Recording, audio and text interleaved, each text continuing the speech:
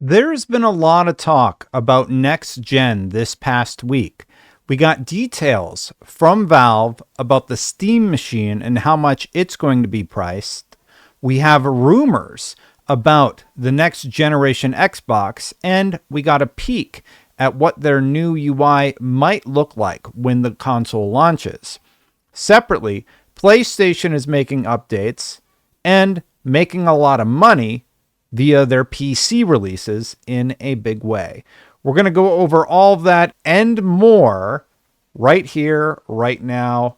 Let's get started.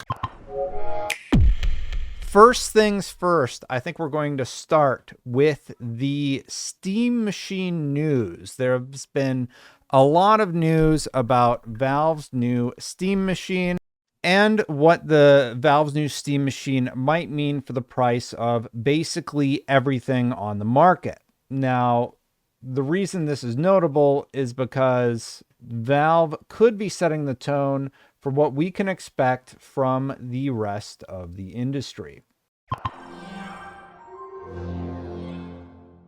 First things first, Valve says no chance of new game bundled with Steam Machine. The big rumor going around this last week was that the next gen machine from Valve, the Steam Machine, was going to include something like a Half-Life 3. Well, it would appear that is almost assuredly not going to be the case in the near future.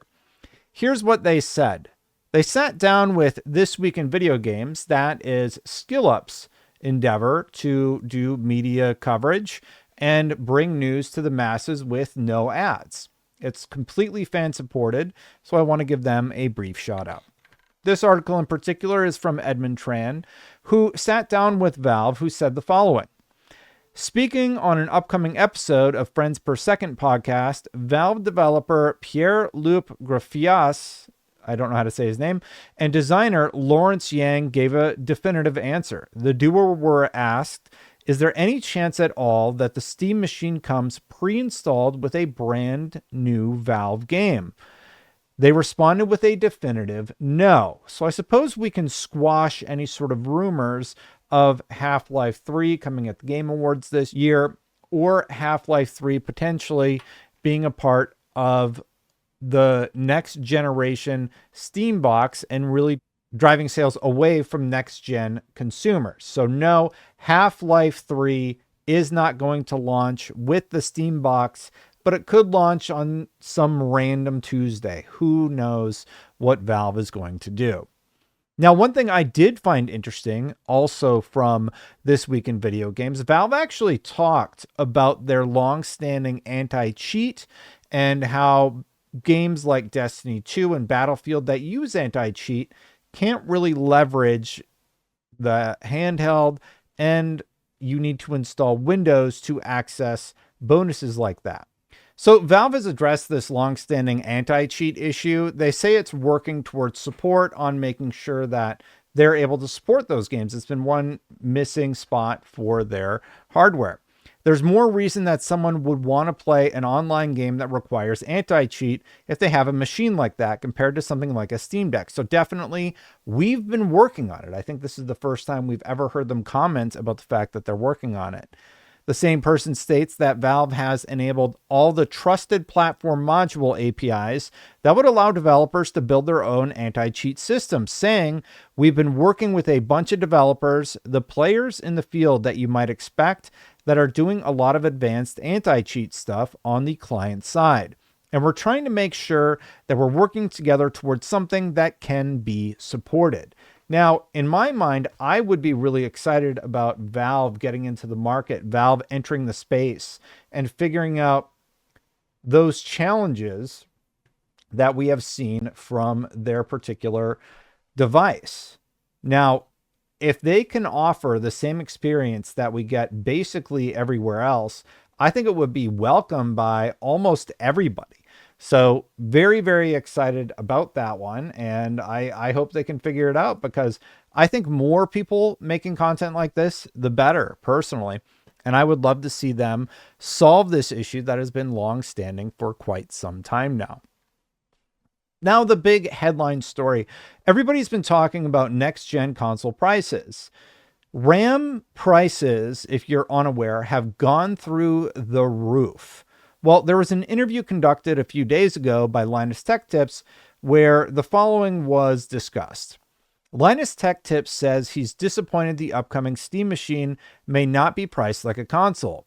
Valve asked what I meant by console price, and I said $500. Nobody said anything, but the energy in the room wasn't great. The popular tech content creator also added he believes the hardware would have a hard time justifying a price point north of $600. Now, what I was imagining on the last stream and the last time we discussed this was that this could potentially launch around $499. Now, with these new comments from Valve, I honestly think it could be $999. I don't really have any idea what they're going to price things in the coming months and years, especially with just the crazy fluctuations we've seen in terms of RAM, in terms of everything else. $699 easy for most people because we are already being trained to get used to those prices. Oh, well, the ROG Xbox Ally X was $1,000. It's not that weird. Well, this PlayStation 5 Pro, well, that was, $750. The 2 terabyte Xbox Series X. Okay, well, that one also a hefty price tag. Lots has been going on.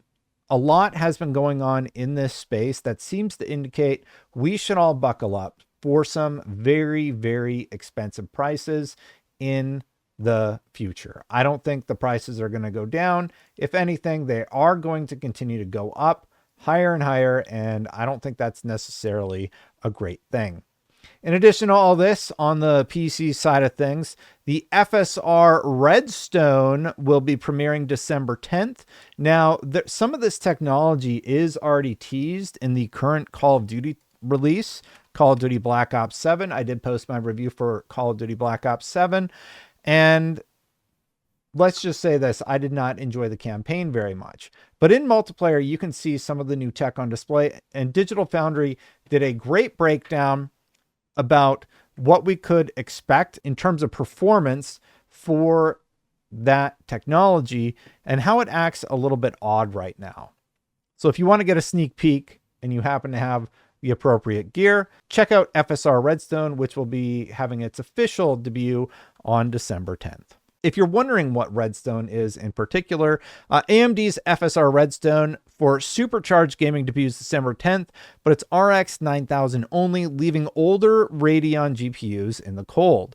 Now, there was one section of this I outlined. FSR Redstone is essentially a bundle of different tech innovations that are roughly equivalent to what NVIDIA has achieved in more recent times with DLSS. Redstone builds on FSR 4 and includes ray regeneration, which improves ray trace visuals and is equivalent to NVIDIA's ray reconstruction.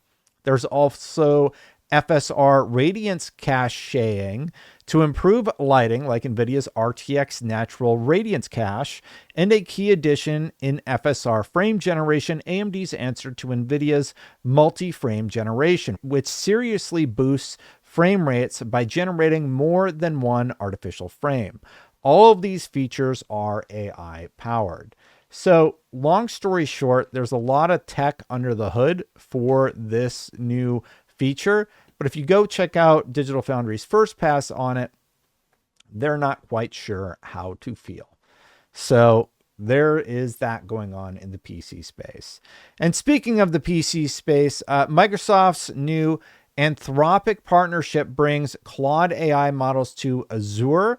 So Microsoft, NVIDIA, and Anthropic have all teamed up. Now, if you're curious about what Anthropic is about using AI responsibly.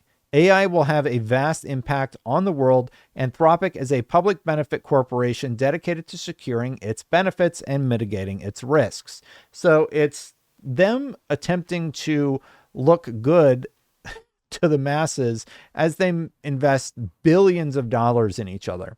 As part of these partnerships, Nvidia is investing up to $10 billion in Anthropic, with Microsoft also investing $5 billion. That's according to The Verge. So this is just tons and tons of money from these multi-billionaires who are going to invest in AI, whether we like it or not. So that is coming in the near future. And we're going to move into Xbox adjacent coverage to talk about the Asus ROG Xbox Ally X. Well, let's just say things have been doing a little bit better than they originally anticipated. The Asus ROG Xbox Ally X demand exceeded expectations and is ramping up production to end stock shortages. I know a lot of people were questioning whether or not this would be a success. Well, it would appear that the handheld has done quite well. Even Daniel Ahmad chimed in saying, Asus said the Xbox ROG Ally X handheld has seen high demand and is in short supply. Expects to generate 3 to 5 billion 96 million to 160 million in sales from its Ally line this quarter, stabilizing at around 4 to 5 billion each quarter. That's incredible for what is a highly priced piece of hardware. I have to imagine that they're very happy about that. I know that Xbox is probably very happy about that. And we did get the Sarah Bond interview last week, where she talked about how they will continue to invest in hardware. Hardware is absolutely core to everything that we do at Xbox, because we know that our most valuable players, the people who love Xbox, love the hardware experience. And so that is why we are working on our next generation hardware. It's going to be a powerful experience, and one that also enables people to take their library with them. And ROG's not backing down from supporting this thing. They posted the following. Everyone, this is a big week for updates on the ROG Ally, ROG Ally X, ROG Xbox Ally, and ROG Xbox Ally X. A new Armory Crate SE update is on the way, bringing expanded CPU and power controls, stability upgrades, and a series of fixes and improvements across both devices. They outlined a few of them. Most notably are the ones that I've highlighted here. They added CPU P-Core / E-Core options under performance, so you can push and pull the lever, so to speak, more easily on the device. And there was an option added to enter or exit the full screen experience using key bindings under key map / action. Now, I did put out a video very late last night where I messed around with the Xbox full screen experience.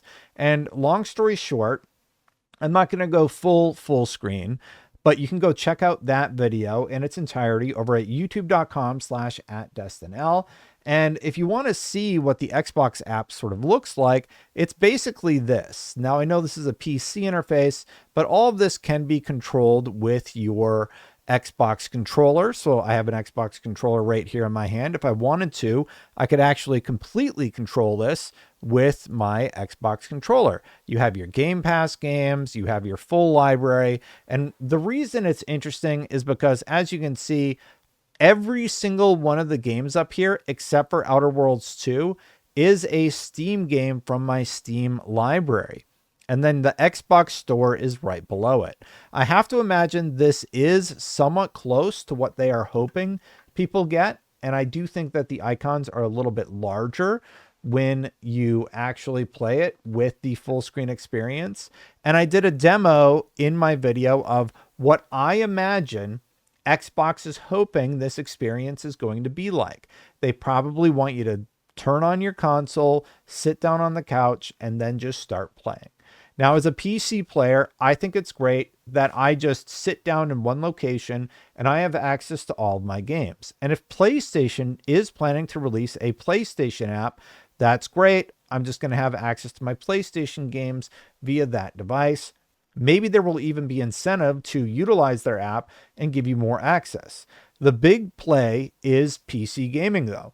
That's what their plan is. That's what they're going to do in the near future. And I personally think it looks good, but I'm not sure how everybody else felt about it. I saw a lot of contentious comments in my comment section of the video that I made, but I guess we will see. In addition to the other posts, they talked about how the full screen experience is now available on ROG Ally and Ally X, and it is available on all Windows handhelds. And while we're on the Xbox front, let's talk about the fact that it is the 360's 20th anniversary.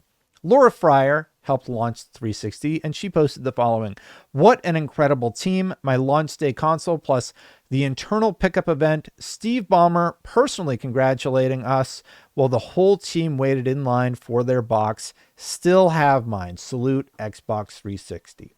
Now, I have a lot of fond memories with my Xbox 360.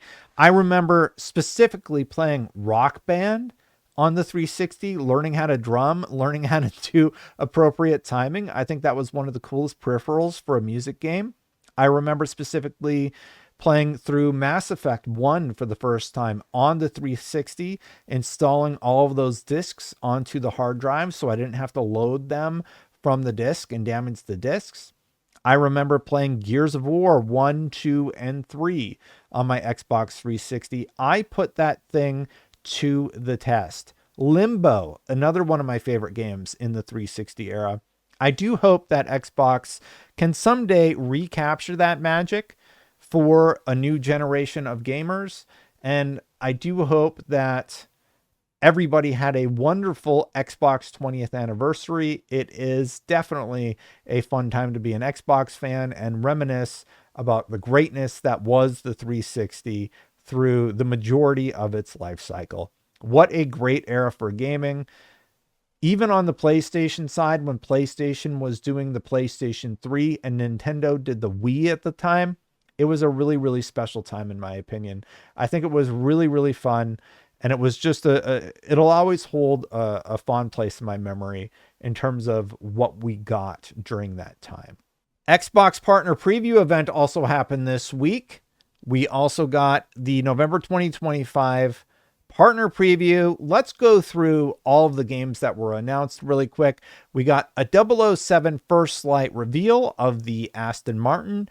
They say James Bond is, of course, synonymous with fast cars packed with wild gadgets, and 007 First Light plans to honor that legacy with the inclusion of what else but a slick Aston Martin. I am very excited to see whatever they end up doing with 007 First Light. I got to see the demo behind closed doors at Gamescom, and I very much enjoyed what I saw. I think they're really nailing the tone.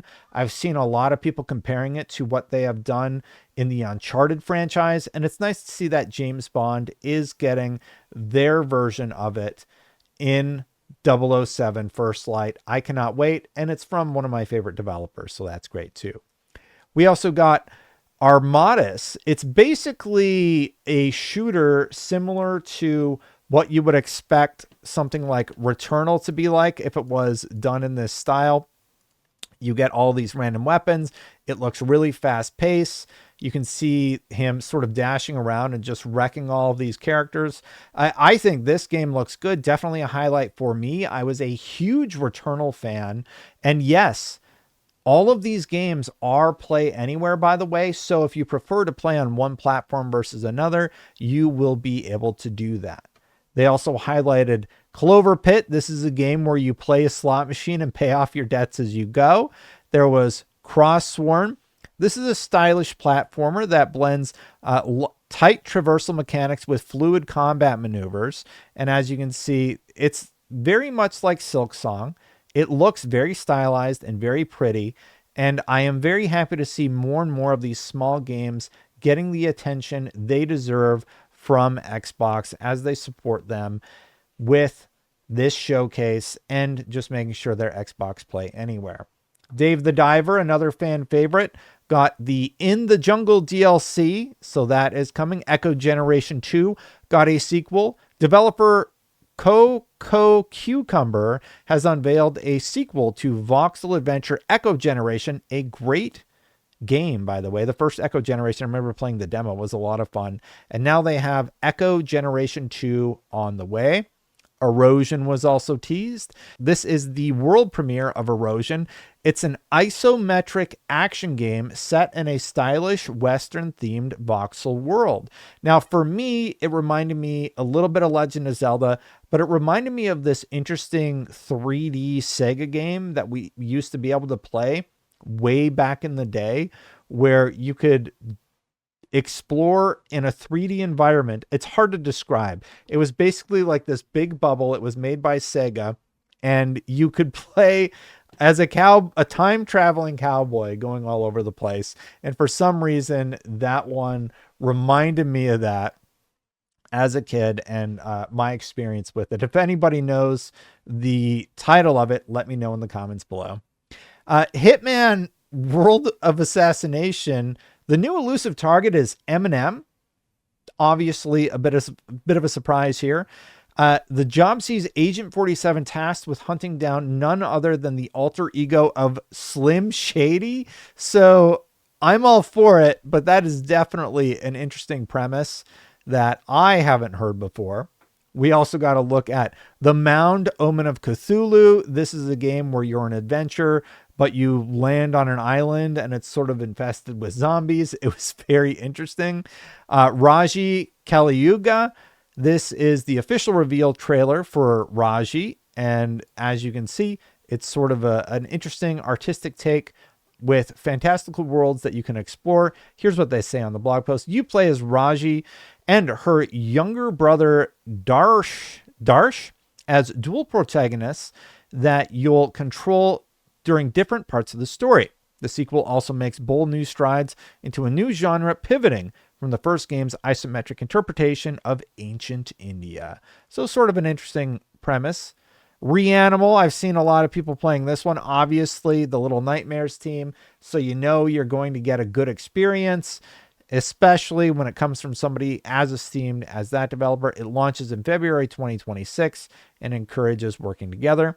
Roadside Research. If you ever wanted to be an alien working undercover at a rural gas station, Roadside Research, that's what that game is. I don't really know what else to say about it. If you arouse too much suspicion, the government will show up, jeopardizing your earthly mission. It looks like great, silly fun. It absolutely does. And I think I could see a lot of people having some goofy Let's Play situations with that.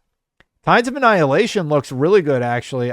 Artistically, I love the level designs and the missions. It's looking really, really nice. And I'm sort of excited to see or even get hands-on gameplay with this one. This is all in-game footage. And as you can see, they're trying to encounter a boss. They're trying to fight a boss that is in like a different world that you can't get through for some reason.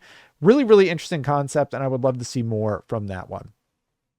Total Chaos. Everyone's been talking about this one. I've seen a lot of people playing it and just sort of discussing it. It's like this very creepy looking, scary game where you're all creeped out. I know Paris did a Let's Play for this, so go check out Paris's video.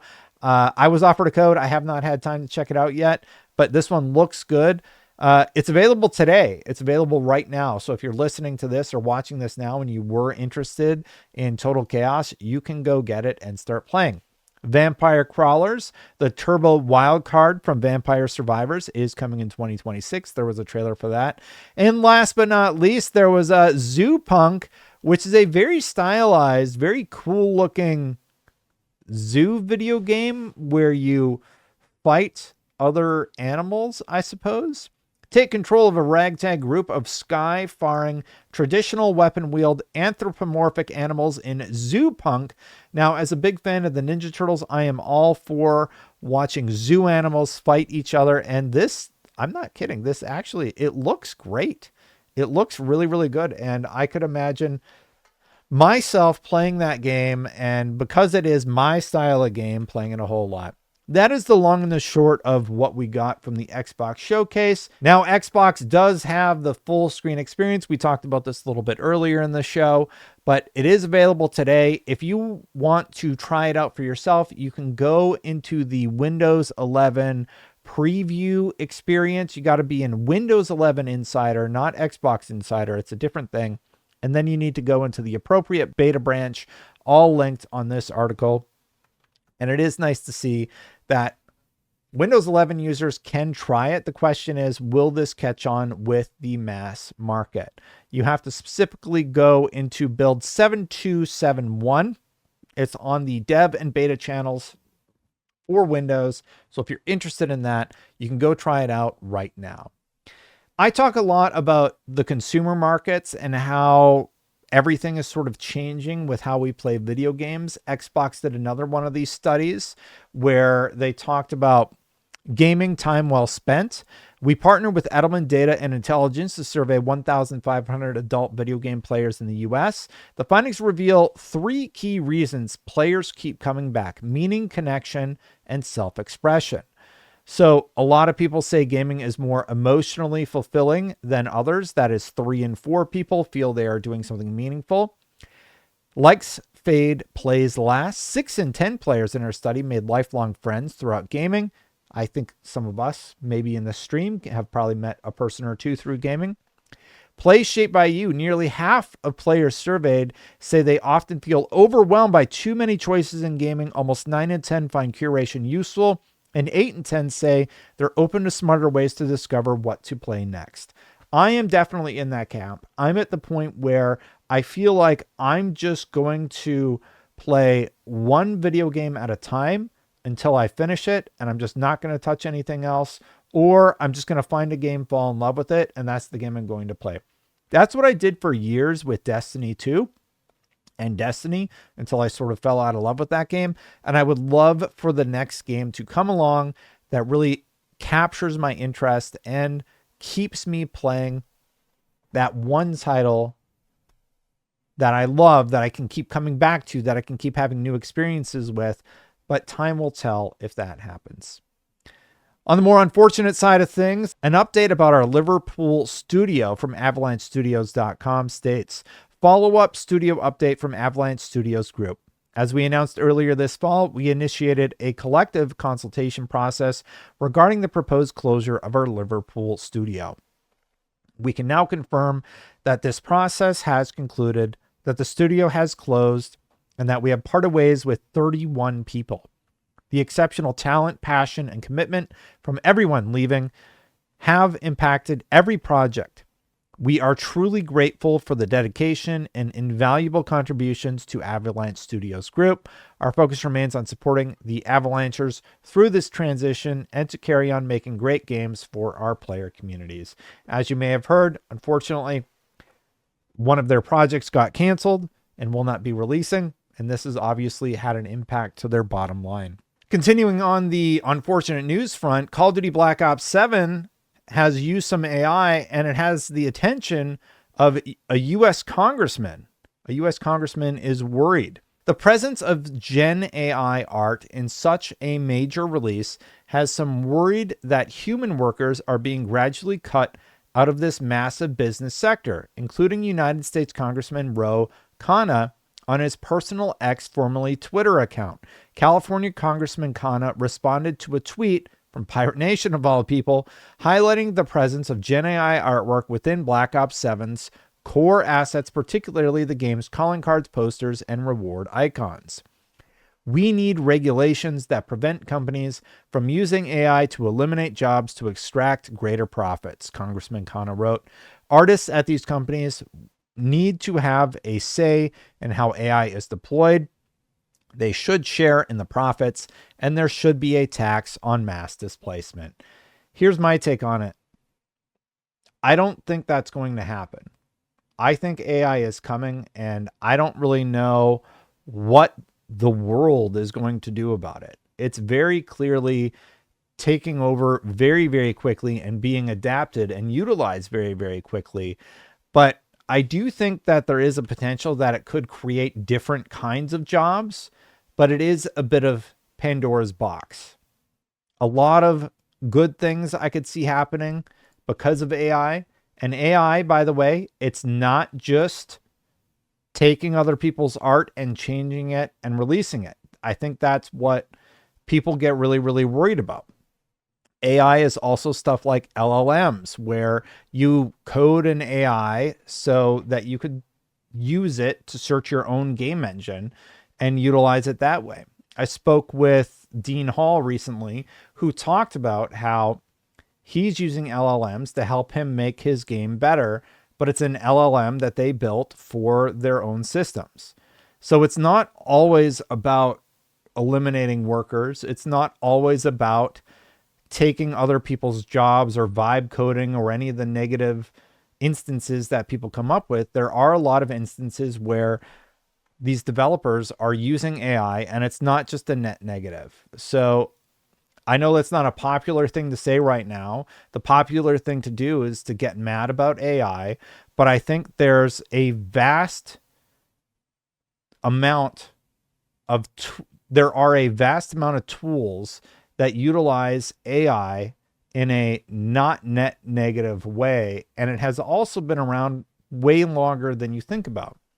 There's AI programmed in early Halo games where you would tell the enemies that you're fighting to react in a certain way, and you would give it if-thens. I think mostly, if people are being concrete, they are concerned about generative AI. So I think that is the big concern, and time's going to tell how that ends up winding up. I don't have a super strong opinion on AI. I can see some positive uses for it, but that's the long and the short of that story. Speaking of AI usage in Call of Duty Black Ops 7, Call of Duty Black Ops 7 is not doing well. I posted my review for the campaign. It's not great. I played some multiplayer. Multiplayer's fine. It's more Call of Duty. But I do think Call of Duty Black Ops 7 is probably my least favorite Call of Duty campaign of all time. I was very, very disappointed with it. Even if the gunplay was okay, the story was so bad. It was really, really rough. Call of Duty Black Ops 7 is currently sitting at a Metacritic score of 69 based on 43 critic reviews and a user score of 1.6. 1.6. I definitely am shocked by this outcome. Somewhat shocked, I should say. Not completely shocked, just somewhat shocked. Separately, let's get back to some better news here.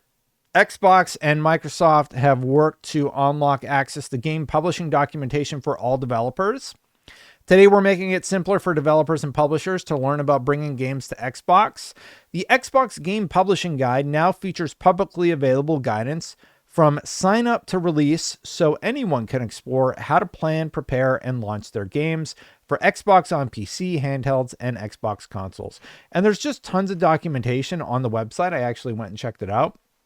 That will help you make a game. So to me, that was really, really exciting. It's sort of cool to see that they are supporting developers better, and they're just making it way easier to make whatever it is you may or may not want to make. So I am absolutely all for that. In addition to that, there was also the fact that they just made Zork 1, 2, and 3 open source. Zork was one of the first text-based adventures ever made, and definitely a positive surprise to see that just go public out of nowhere. One other surprise was the fact that the Silent Hill 2 remake surprise launch on Xbox Series X and S with a 50% discount. That's some great news. Silent Hill 2 was a very popular game that released last year, and it is great that Xbox can play it now. And I have seen that a lot of people are now playing it, and they are having a good time with it. Unfortunately, back to negative news for Xbox. Moore's Law is Dead is saying they didn't plan ahead at all. Leaker says Xbox Series prices may increase again due to severe RAM shortages, with Microsoft reportedly telling partners the impact is coming very, very soon. Yikes. Here's the specific section about the RAM. When it comes to Xbox specifically, the leaker claims that Microsoft's console business is about to feel the pressure much sooner than expected. According to his sources, Microsoft has apparently warned certain partners that RAM shortages could impact Xbox Series consoles very, very soon. Microsoft didn't plan ahead at all, apparently. Moore's Law is Dead said in the video. If you still want an Xbox for some reason at their current pricing, those prices could go up soon or supply could just entirely dry up because multiple sources of mine have apparently been warned by sales reps at Microsoft that this is going to affect the Xbox Series consoles very, very soon, sooner rather than later. What about for PlayStation? On the other side, the insider says PlayStation is in a stronger position for now. His claim is that Sony bought massive amounts of GDDR6 when prices were low, giving the PS5 more breathing room for the next couple of months. From what I've heard, Sony planned ahead, bought up gobs of RAM near the bottom of the pricing, and thus they should be fine for months, he said. They have plenty of GDDR6. At least that's what I'm told. Prices could go up eventually. I could see that happening next year, but there is a reason Sony is cutting PlayStation 5 pricing for Black Friday. Still no word on Xbox cutting any prices. However, Sony has been really, really smart with their strategy ever since the get-go when it was revealed that they were potentially going to be impacted by tariffs. They said, we're looking at manufacturing in the United States. We're looking at shipping units as needed over to the United States. And it appears that that is what has transpired. They aren't just doing this as some extreme move or because sales are bad. They can afford to do it. Apparently, they are not worried about the RAM shortage, at least in the short to midterm. So, while Xbox is going to be struggling, yet again, it does seem like PlayStation is ahead of the game, and that is very unfortunate. If you've ever wanted an Xbox, I don't even know what is going on with the console market with the Xbox. I feel like they've just completely moved on to the handheld, the ROG Xbox Ally X, and like if they're going to raise the prices again, that's kind of shocking to me, if I'm being totally honest. Now it's time to move on to PlayStation.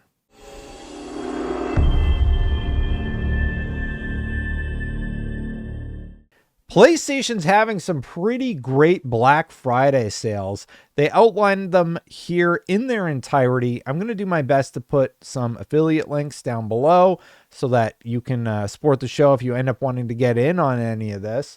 But some of the deals include a hefty discount on the PS5 Digital. The PS5 Digital is down to $399. That is a killer deal. The PS5 disc version is $449.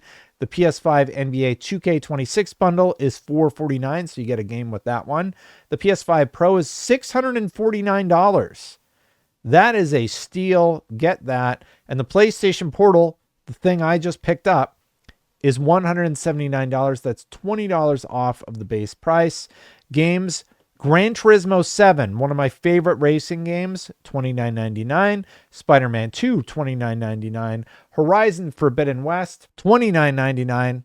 Death Stranding 2, $49.99. Stellar Blade, $39.99. Just crazy sales for all of the games here. Lots of really, really great stuff. If you were looking to get a new PlayStation console or a PlayStation 5 Pro or even PlayStation Plus, if you don't have PlayStation Plus yet, you should absolutely pick it up now because you can get it for around $100 for the whole year. I actually let my month-to-month lapse, and now I'm going to get premium for like $100. It's a steal in terms of, like, if you have to pay the subscription fee anyway. Granted, I don't think that you should have to pay a subscription to play online on either console, but for $100, that's what, $10, $11 a month. That is a pretty reasonable price, I suppose, all things considered. I'm probably going to get that one because I do really like my Portal a lot. Still, video on that one coming. Continuing the great deal talk, President Hideki Nishino reportedly pushed through PlayStation 5 price cut in Japan after seeing systems slump against Switch 2. There were a few reasons for this. Previous management believed it was acceptable for Nintendo to erode PlayStation's market share in Japan. New leadership decided to make a Japanese-only PS5 for the Japanese market like Nintendo did with the Switch 2. Price cut comes at a risk with the Japan-only PS5 possibly being sold at a loss. New Japanese PlayStation president Hideki Nishino and the Japanese team helped push forward the new Japan-focused measures. Now, this was covered a lot, especially over at Vice. PS5 gets price cut after Sony PlayStation finally sees Switch 2 as real threat. So they finally realized, wow, a lot of people are playing on the Switch 2. Switch 2 is no longer just a Nintendo console. That's the main reason. But all of these third-party games making their way to Switch 2 is eating into the profit margin for PlayStation.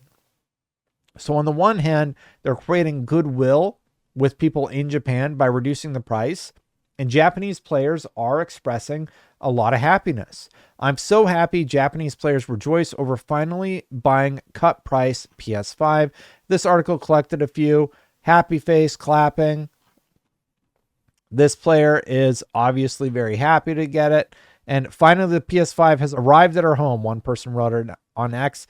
I am so happy. It's really, really great to see all of these players in Japan getting their hands on the PlayStation 5. Incredibly smart move by PlayStation. And it's a really, really good deal. I think it's like $350 in the US on the lowest end. Very, very well priced for a console of that caliber. Now, a lot of people have said that PlayStation is not going to keep releasing games on PC. I vehemently disagree with that statement. So does Alina Analytics. They estimate that they have made $1.5 billion in revenue from PlayStation Studios games. The number one game, Helldivers 2, made an estimated $12.7 million. Horizon Zero Dawn, $4.5 million. God of War, $4.2 million.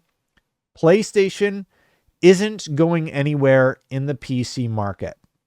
This is absolutely insane if you think about how much it costs for them to port these games. It costs them a couple $1 million to port these. Comparatively, they are making $1 billion. It's huge. It is huge, huge, huge in terms of what they are able to garner. This is the official article. And as you can see, these releases definitely help keep their pocketbooks lined, so to speak. And it's basically free money.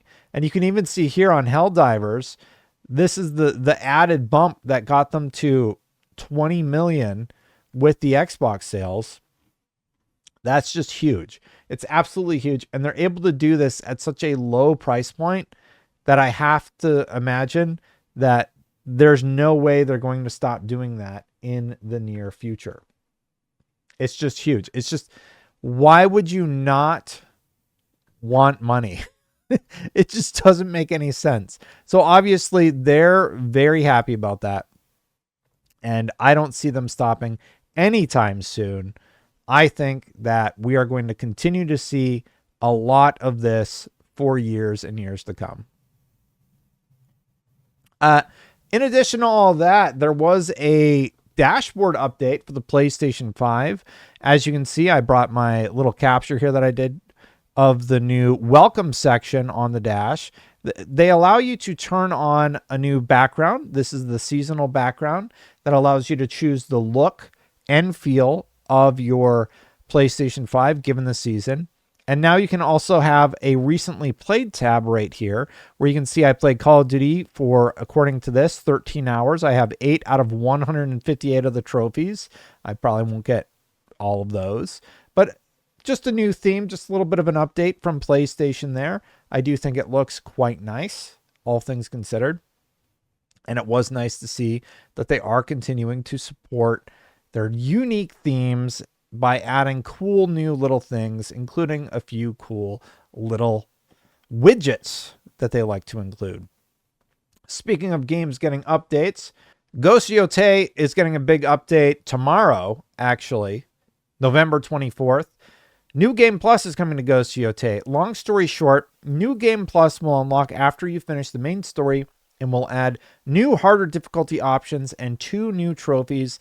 There's also a new currency called Ghost Flowers that you can exchange with a new vendor for more than 30 new cosmetics, including new armor sets and weapon dyes, plus 10 new charms. You'll also be able to earn an additional tier of upgrades for your existing armor sets and weapons. Beyond New Game Plus, we also have a host of new features coming for the base game. Starting with this new patch, you'll be able to replay content in the post game after you've completed the main story, including a new stats display. We're also adding new accessibility options, including directional button remapping and new photo mode features, including shutter speed, a composition grid, and new filters. So some pretty cool stuff for Ghost of Yotei fans. I am glad to see that game continue to succeed. That was it for PlayStation, though. I think that was the long and the short of it for PlayStation. The big news, I think, on the PlayStation side of things was definitely that they are going to continue releasing games on PC for the foreseeable future. They just make too much money doing it. So it is what it is, right? Time to move on to something else that definitely piqued everyone's interest, and that is Nintendo.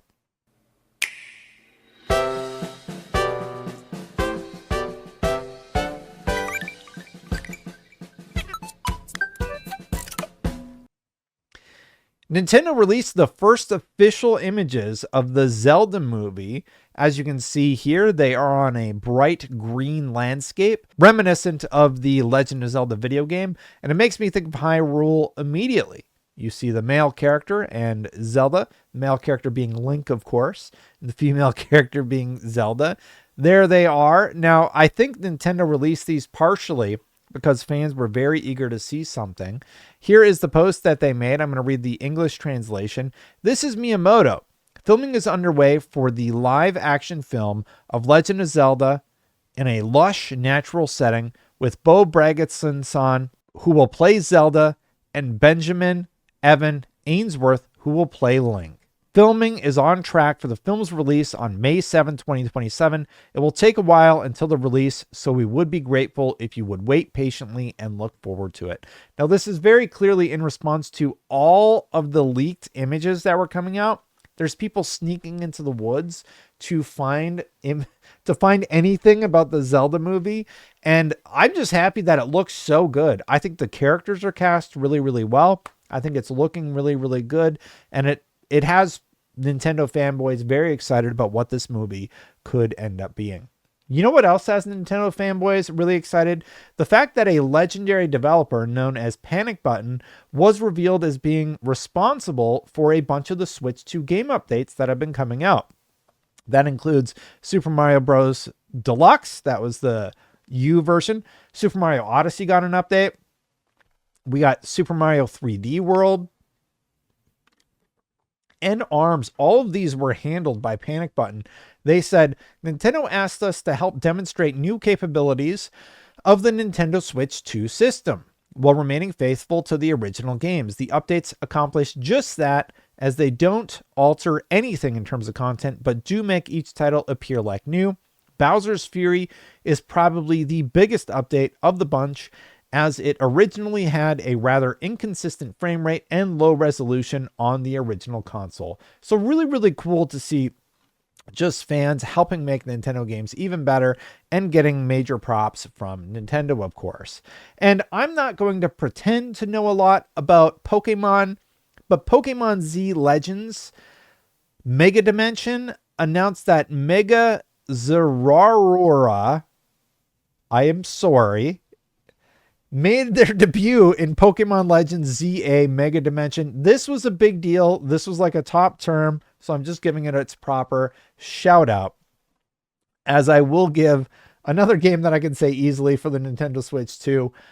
Final Fantasy VII Remake. Remake Integrate is the biggest Switch 2 game so far at almost 40% of the console's base storage. Final Fantasy VII Remake comes to Switch and Xbox in January. Square Enix has announced the file size of the game. It is apparently going to be massive. It's 90 gigs to 95 gigs. So get ready. Clear out your space now.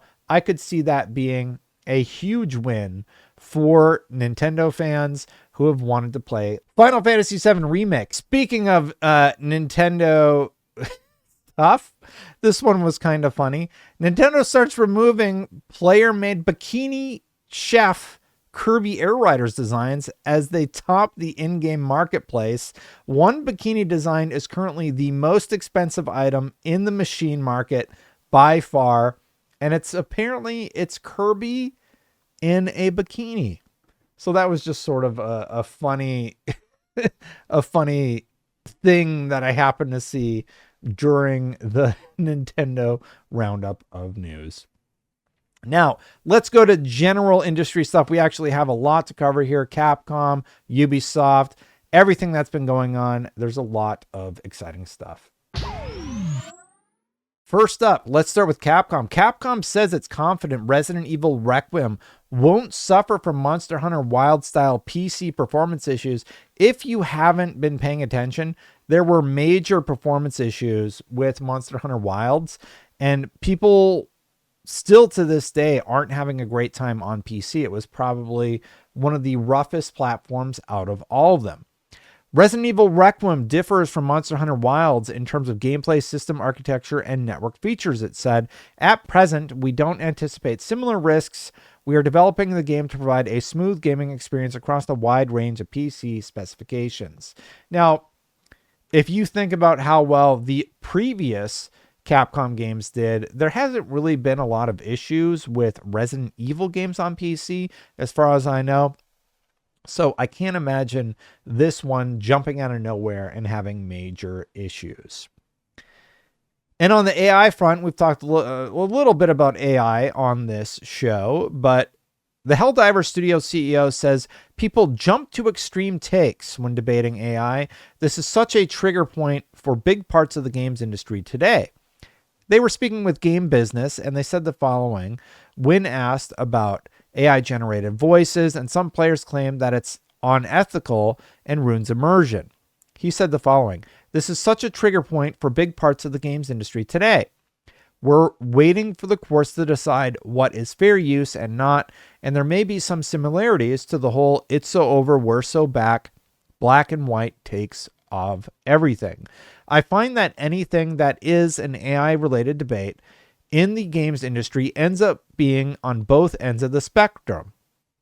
Either we have Square Enix executives talking about 77% being automated through QA, or we have developers who feel that their livelihood is completely on the very fabric of their being, is being threatened, and therefore all AI is bad AI.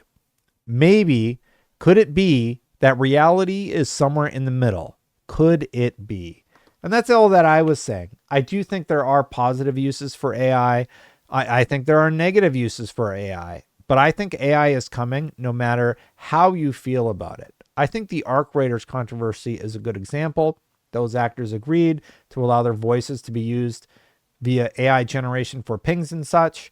There's a voice modulator within Arc Raiders that allows you to modulate your voice. If you're a woman and you choose to sound like a man, you can do that in Arc Raiders. If you're a man, you want to sound like a woman, you can do that in Arc Raiders.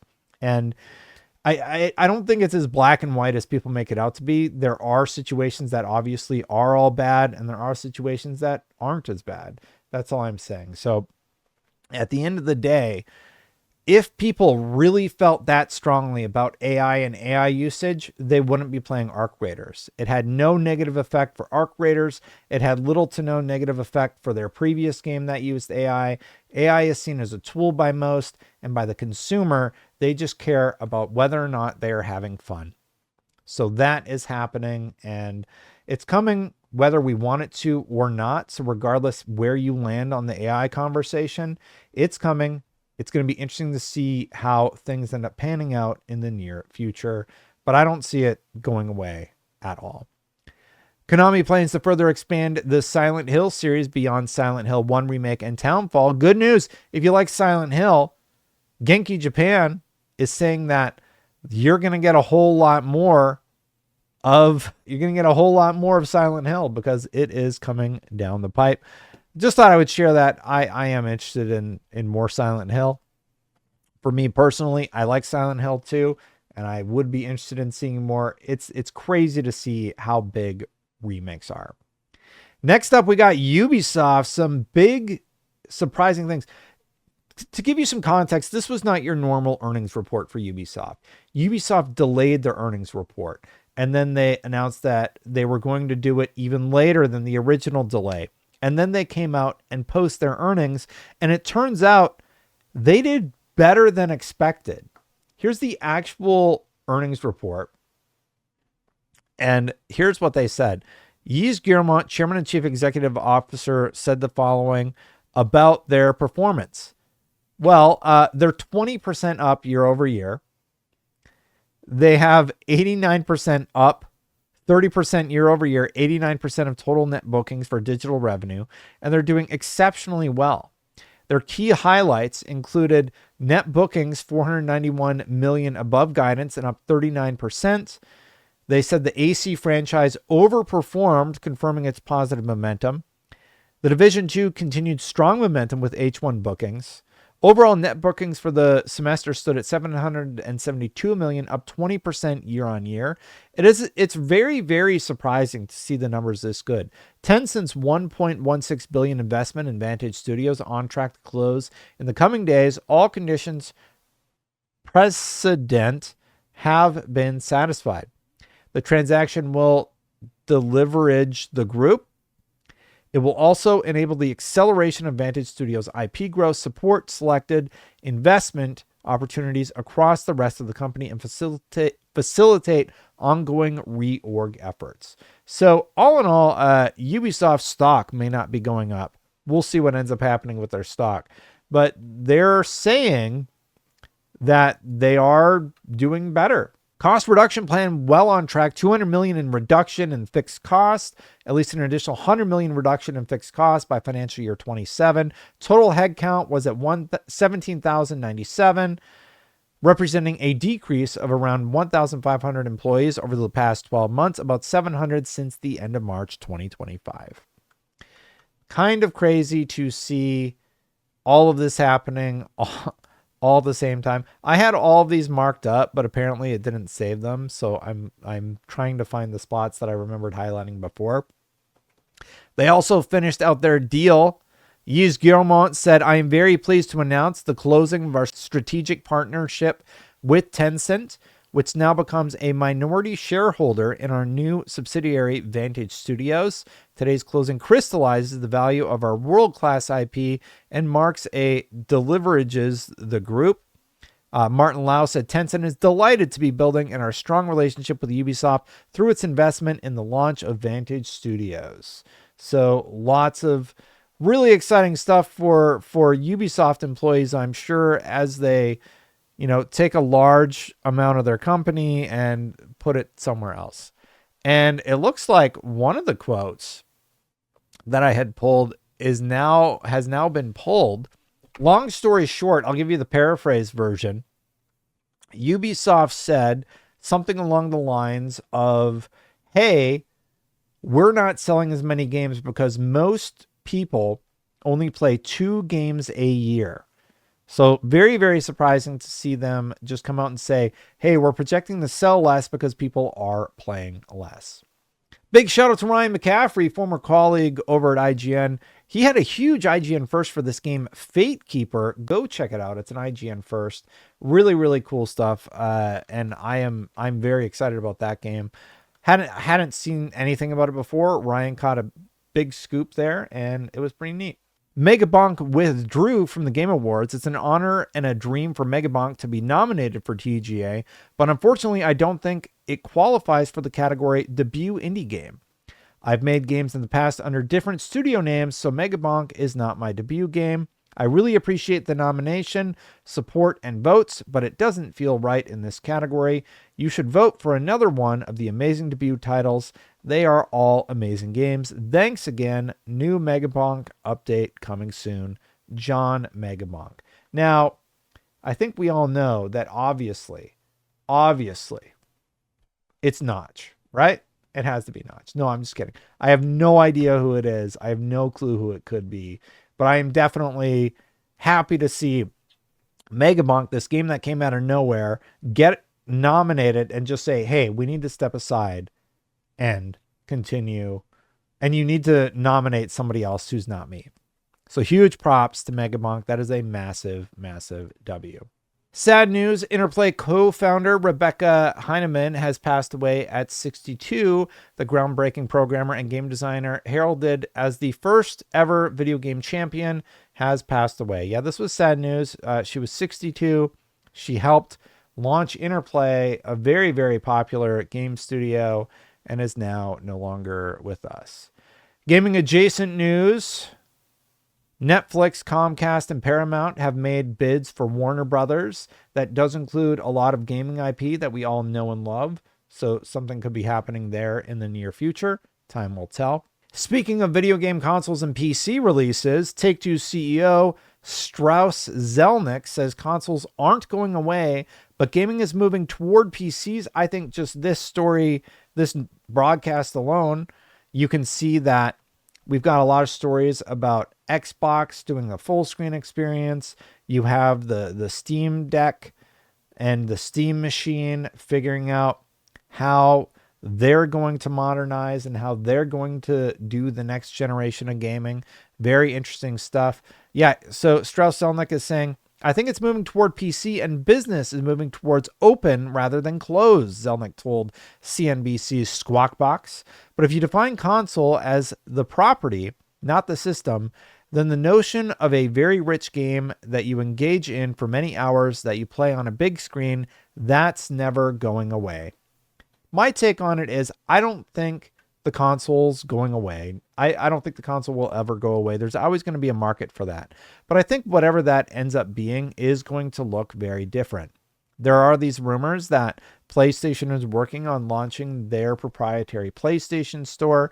And I do have to imagine that that will have a new strategy around it. There have been job postings that they filled internally for that particular post, and just a lot of stuff going on in the market that indicates things are shifting, including the layoffs and everything else that's been happening. It's very clear things are shifting in the gaming market. Continuing on, in terms of sales, I mean, Circana says that year-on-year total spend increased by 3%, content spending grew by 1%, hardware spend increased 36%, fueled by the Switch 2, new console. It helps. Battlefield 6 was the number one selling game, followed by Pokemon Legends ZA and Ghost Yote. Outer Worlds 2 debut at number 7. Good job, Outer Worlds 2. Battlefield 6 is already the best-selling game of the year. Huge W for Battlefield. Ghost Yote is now in the top 10 best-selling games of the year. PS5 console sales are down. They are further in their life cycle. It's 22% year over year. Xbox is only down 37%. I personally would have thought it would have been worse. And Switch One is down 52%. Probably because, as we all know, they've kind of moved on from the Switch 2 and are going forward with Switch 1 exiting its life cycle. Battlefield 6 has the highest dollar sales total of any game in the last 3 years. First month sales have already surpassed the lifetime total of the previous record holder. Subscription spending increased by 9% year over year. So the video game industry is clearly very healthy, at least for the most part. And we'll see what ends up happening in the coming years in terms of tariffs and RAM prices and such. Last few stories. I want to give a big shout out to Magic Find Studios. Founding log 0.01. November 17th, Magic Find Studios officially announces its founding. Now, this is from Gathalion and his team, so a big shout out to the new studio that is launching. The following people are included: Corey Michael, key community builder and visionary creative director; Eric Barnett, 20 years in gaming; Kevin Murray, trailblazing business layer. I think I know Kevin. And Ben Bowman. I think I know him. I think I know 3 of these people, or at least knew them through Destiny. Decade plus marketing expert with award-winning innovative strategies. Magic Find Studios is an independent game development venture built around a shared belief in creating games for players with depth, discovery, and long-term value. Very, very cool stuff to see other people entering into the gaming market that you normally would not expect to see there. I think we're going to end on a positive note. I want to give the Game Awards a big shout out. They are coming right around the corner. Game of the Year nominees include Claire Obscure Expedition 33, Death Stranding 2 on the Beach, Donkey Kong Bonanza, Hades 2, Hollow Knight Silksong, and Kingdom Come Deliverance 2. Huge W in terms of who was nominated. I definitely think they got the votes or the nominees correct. Who are you going to vote for? Let me know in the comments below. I think I know. I'm going to get out of here, everybody. Thanks for watching. Hit that subscribe button. Hit that bell to know when my content goes live. Thank you so very much for watching. Thank you so much to the members, Chris, Freddy, Philaroni, and Aries EMS. I do greatly appreciate you very, very much. I'm going to get out of here, but before I go, be sure to check out last week's episode. I spent a lot of time editing out all of my mistakes, and I probably spent a little bit extra time on this one. So check that out, and I'm going to see you for the next one. Bye for now, everybody.